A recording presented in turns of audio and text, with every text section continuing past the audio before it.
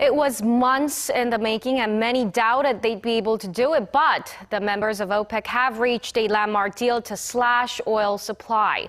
It marks the first cut since 2008 and is aimed at raising global oil prices. Aram has more.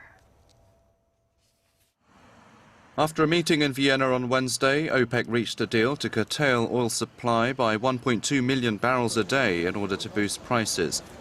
Currently, OPEC nations produce about 33.6 million barrels a day, but the latest agreement will bring that number down to 32.5 million.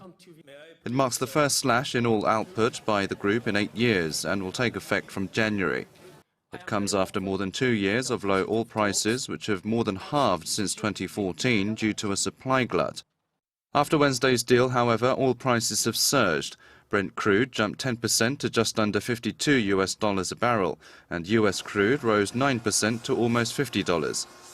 Experts expect prices will continue to strengthen, but sharp gains will be limited as market skepticism lingers about how effective the cuts will be. An agreement was made in principle in September, where oil ministers would have limited output by about 700,000 barrels a day, while allowing Iran to increase production. But disagreements between Saudi Arabia, OPEC's de facto leader, and Iran led to doubts an agreement would be secured. Saudi Arabia eventually decided to shoulder most of the cuts so a deal could be made. OPEC President Mohammed bin Saleh al-Sadar said that non-OPEC countries will be expected to reduce production by 600,000 barrels a day. As an example, he said Russia would cut 300 barrels from its output of more than 10 million barrels a day. A meeting between OPEC and non-OPEC producers is scheduled next Friday.